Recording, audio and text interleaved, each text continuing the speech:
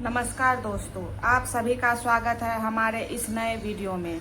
आज हम कक्षा 9th विज्ञान के महत्वपूर्ण विषय एक समान गति और असमान गति के बारे में विस्तार से जानेंगे।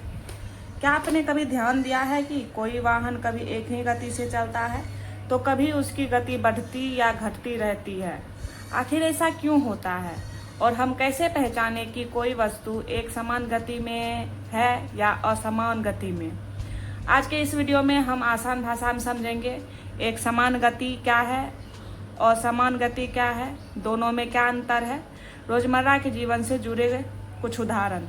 तो वीडियो को अंत तक जरूर देखिए क्योंकि आज का यह टॉपिक आगे आने वाले टॉपिक को समझने में भी मदद करेगा। तो चलिए बिना समय गवाए शुरू करते हैं एक समान गति और असमान गति का यह रोचक अध्याय। माना कि एक वस्तु एक सीधी रेखा पे चल रही है। माना पहले सेकंड में 50 मीटर की दूरी तय करती है। पहले सेकंड में वह यहाँ कोई वस्तु शून्य पर खड़ी है और वह चलना स्टार्ट करती है और एक सेकंड में वह पहले सेकंड में वह 50 मीटर की दूरी तय करती है। फिर वह दूसरे सेकंड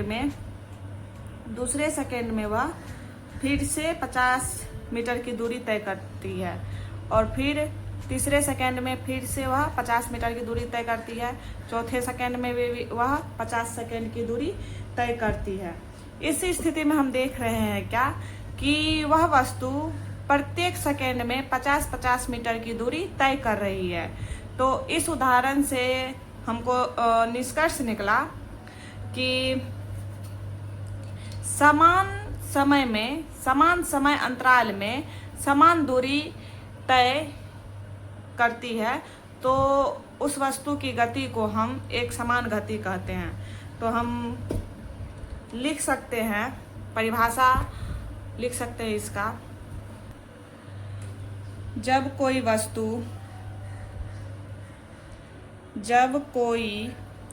वस्तु समान समय अंतराल में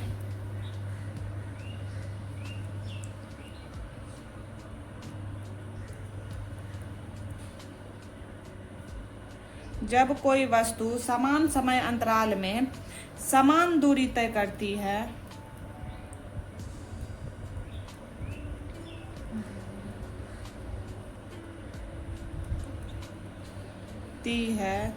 समान दूरी तय करती है तो उसकी गति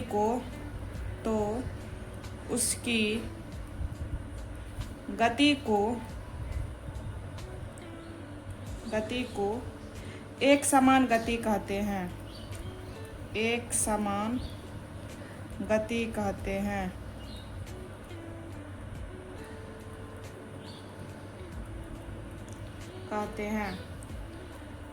When an object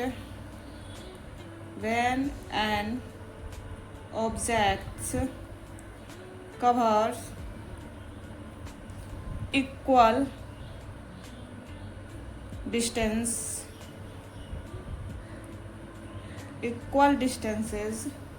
in equal intervals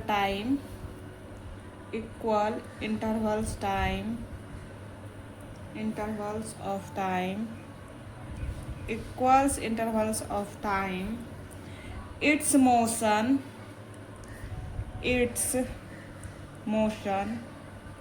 is called uniform motion।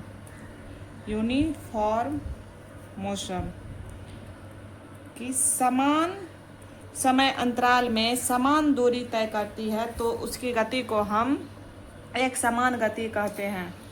जैसे कोई वस्तु जब वस्तु गति करती है तो वह समान समय अंतराल में, यानी कि एक सेकंड में जितनी दूरी करती है उतना ही दूसरी सेकंड में भी उतनी ही दूरी तय करती है।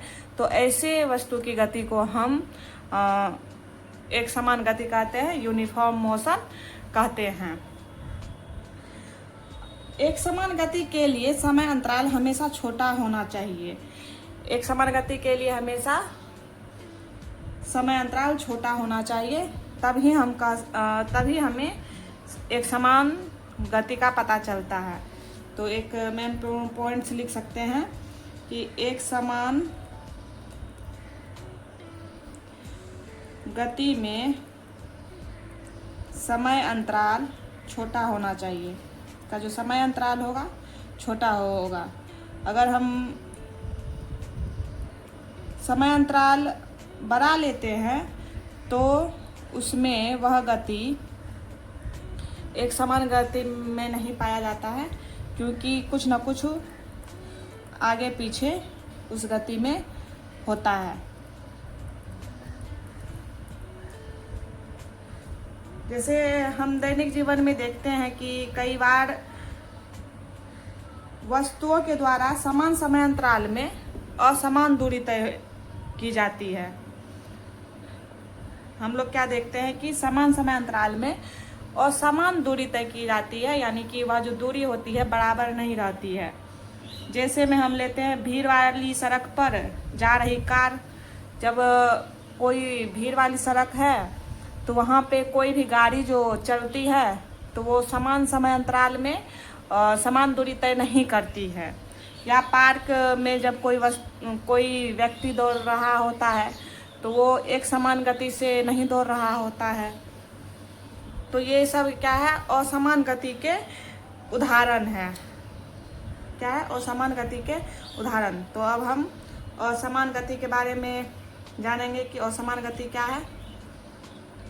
जब कोई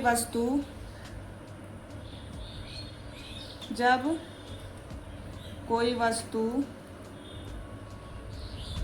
समान समय अंतराल में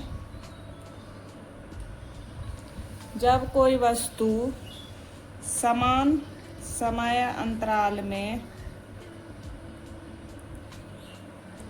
समय अंतराल में असमान दूरी तय करती है, असमान दूरी तय करती है या असमान समय अंतराल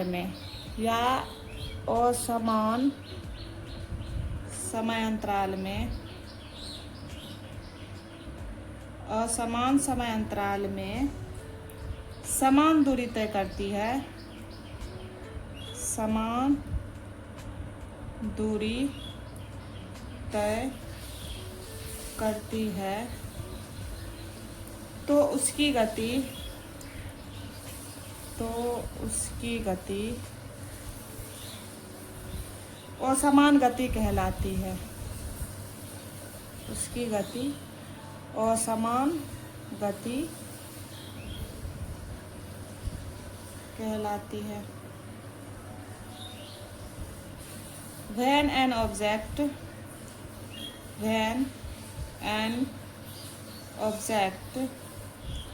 covers unequal distance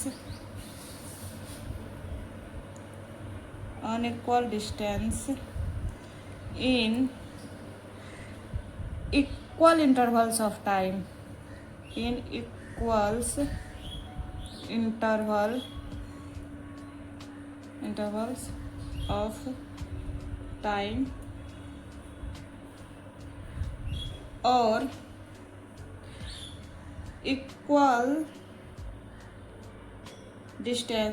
और equal distance in unequal intervals of time. Its motion is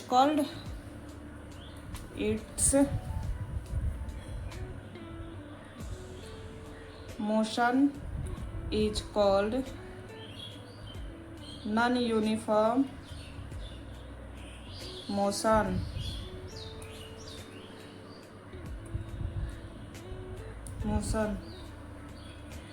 इसका एग्जाम्पल हमारा क्या है? सड़क पर चल रही बस कभी तेज होती है, कभी धीमी चलती है। इसीलिए उसकी गति को हम असमान गति कहते हैं। आज के लिए इतना ही। धन्यवाद।